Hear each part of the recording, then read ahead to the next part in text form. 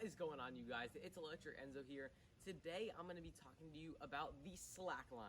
As you can see right behind me, there is this big green obstacle, right? You might be wondering, what is it? Well, it is one of the best, if not the best, balance tools out there. When you walk on it, it bends down a little bit, so you have to keep your balance possibly even on one leg. It can go up and down. That's why it's called a slack line. It gives way a little bit. So I'm going to be teaching you a little bit about what they do today and how they work, and I'm going to be trying it out for you, so I hope you enjoy the video.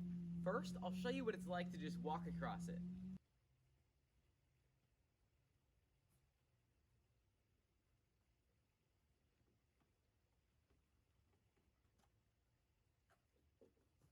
That's not the only thing it can do. You can make it looser or tighter for your needs. First, I'm going to make it looser, and here is a clip of me walking across it when it's really loose. You'll notice that it bends down a lot more than the other one.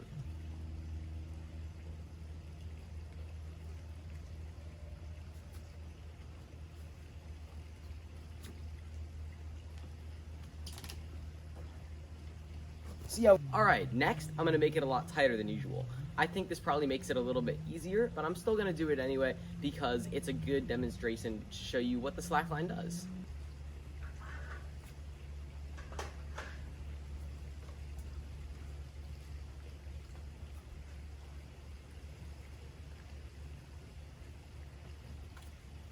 So far what we've learned is that normal slack lines are pretty hard on their own.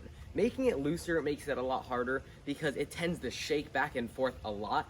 And making it tighter, it makes it a little bit more steady, still shakes back and forth, but it feels more like you're walking across a solid board than an actual slack line. So I recommend that middle setting, the one that I showed you first, if you're going for the best slack line results. Now I'm going to show you 3 easy exercises that you can do on the slack line. Now the first exercise is 1 foot holds. So what you're going to do is you're just going to let go of whatever you're holding on to, and you're just going to stay on your foot for 5 seconds, 10 seconds, 15 seconds. Let's say I made it 10 seconds, so that's 10 seconds, and then I move to the next foot, and then I hold that for 10 seconds, and I would just keep going, 10 seconds, until I finished. That exercise is amazing for balance. It helps your body control, and it really helps you when you're in competitions because sometimes there are obstacles like that where you need to step very carefully. Like for example, if there was a bar but on a swivel, you couldn't just run across that because if you stepped on it, the swivel would spin and you'd fall off. So you need to be very careful, take that step, balance on 1 foot. So balancing on 1 foot for long intervals of time definitely helps you out. The second exercise that really helps your balance is what I like to call toe taps. So you have to stand up here, and you have to reach down, touch your toes, and then come back up and see how many times you can do it. That one is super cool, especially when you have the slack line at a like looser setting, because you'll shake back and forth so much.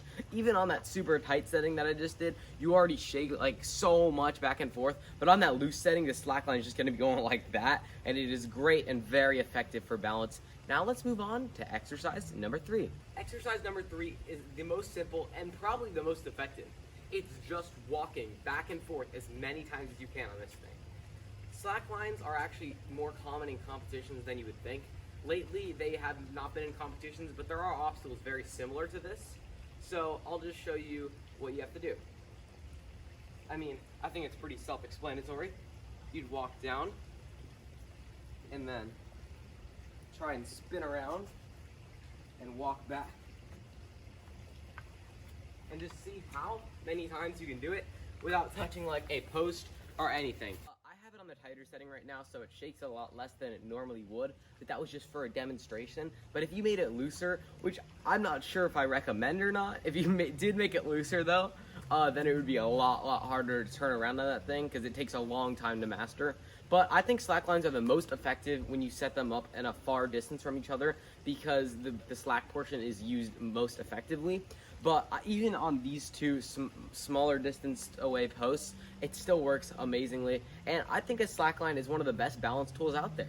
So thank you guys so much for watching. I hope one of these 3 exercises help you out with your balance on slack lines or balance in general. Honestly, I hope you learned something about slack lines today, and I hope you enjoyed this video. If you want to see more videos like this, make sure to hit the like button, subscribe, and even share with your friends. It helps the channel out tremendously, and I'll see you guys in the next one.